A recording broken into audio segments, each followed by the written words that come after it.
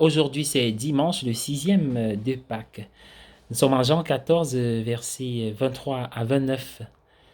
Et dans cette méditation de la halte spirituelle, nous insisterons sur le mot qui peut être comme le mot central de cet évangile, cette péricope évangélique, le mot demeurer. Ce mot est utilisé à plusieurs reprises dans la partie de l'évangile de Jean que nous lisons à la messe.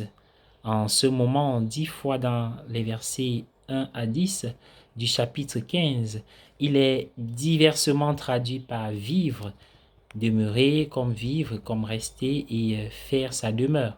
C'est un mot magnifique, c'était un mot très aimé de Maître Eckhart, le mystique allemand du XIVe siècle. Il a écrit: il n'est pas juste d'aimer Dieu pour l'amour de son ciel, ni pour l'amour de quoi que ce soit, mais nous devons l'aimer pour la bonté qu'il est en lui-même.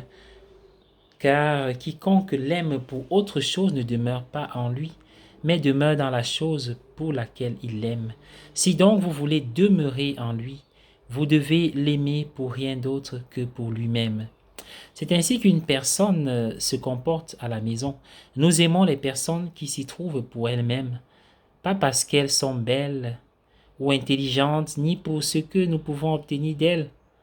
Sainte Thérèse d'Avila disait qu'elle aimerait fermer le paradis et l'enfer, afin que les gens fassent le bien pour le bien, et non par cupidité ou par peur, et qu'ils aiment Dieu pour le bien. Cela reviendrait à demeurer en Dieu. De même, Dieu demeure en nous, demeure dans notre humble demeure. Ceux qui m'aiment garderont ma parole, et mon Père les aimera. Et nous viendrons à eux et nous ferons notre demeure chez eux. Le début de la lecture de l'évangile d'aujourd'hui, c'est cela que nous venons de lire. Il a promis, Jésus, d'envoyer l'Esprit Saint. Cela signifie que la Trinité vit en nous et nous dans la Trinité. Comment avons-nous eu l'idée que Dieu était éloigné de nous? Je suppose que c'est parce que beaucoup de gens nous ont parlé de Dieu en négligeant de mentionner que Dieu est amour. Dieu est amour. Et parce que beaucoup d'entre eux avaient eux-mêmes peu d'amour pour nous. Récemment, j'ai trouvé un exemplaire d'un petit catéchisme que on m'avait fait ingurgiter dans mon enfance. Et j'ai constaté que dans le premier chapitre qui traitait de Dieu, le mot amour n'apparaissait pas du tout.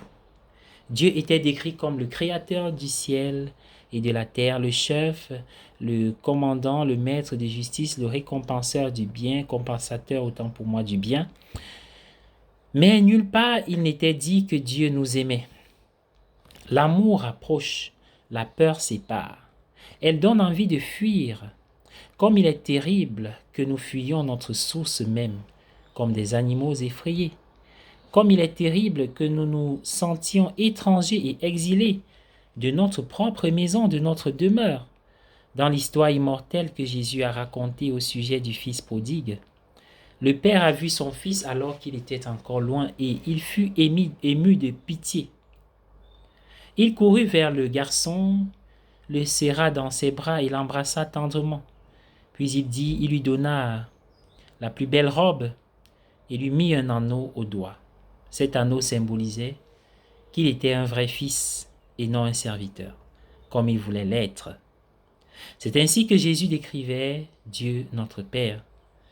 Comment donc aurions-nous pu imaginer que Dieu était distant de nous?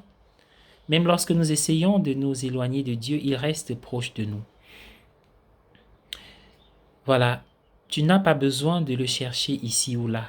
Il n'est pas plus loin que la porte de ton cœur. Là, il attend patiemment celui qui est prêt à lui ouvrir et à le laisser entrer. Inutile de l'appeler de loin. Il est impatient que tu t'ouvres. Il se languit de toi 1000 fois, plus que tu ne te languis de lui. Demeurer, c'est un mot que vous pourriez utiliser pour décrire ce que vous faites dans la contemplation. Vous demeurez, vous faites votre demeure dans le Christ. Vous êtes dans son esprit, vous êtes en Dieu et Dieu est en vous. Vous êtes dans votre vraie maison. Cela signifie à l'abri.